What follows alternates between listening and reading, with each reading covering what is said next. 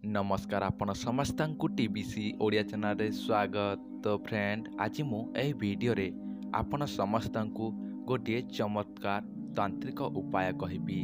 जो तांत्रिक उपाय साहाय्य रे कौनसी स्त्री कौनसी झियो कौनसी व्यक्ति को मध्य वशीकरण करि परिबे एवं ता सहित मन इच्छा काम मध्य पूरण करि परिबे।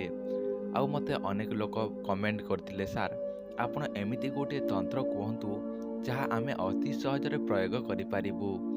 तो सेदिपाई ए वीडियो माध्यम रे आपण समस्तंकु गोटे चमत्कार तांत्रिक उपाय कहबाकू जाउछि।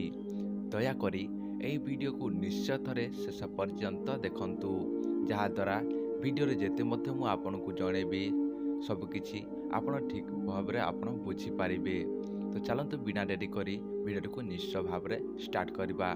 तारि पूर्वरु आपण समस्त को गोटे ताबिज विषय जन दूसरी। देखु जो मैंने वशीकरण निजे कर ताबिज बन दि जाइए तैयारी कर दि जाइए। जदि जो आप ताबिज ने समस्त लोक को वशीकरण करें, से झील हो कि स्त्री हो कि जेकोसी लोक को, तो ताबिज नापी यही नंबर कंटाक्ट करके ताबिजटी को ऑर्डर करें।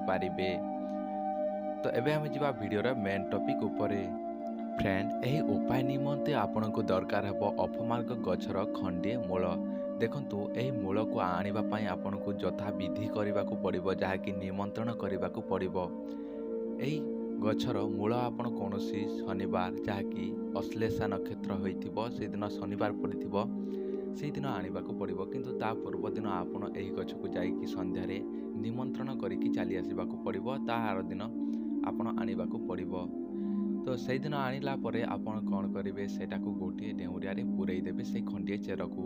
ताहापरे आपण से डेउरिया को आपण कौन करेंगे, धूप दीप नैवेद्य सबकि देकी आपण पूजा विधि करेंगे।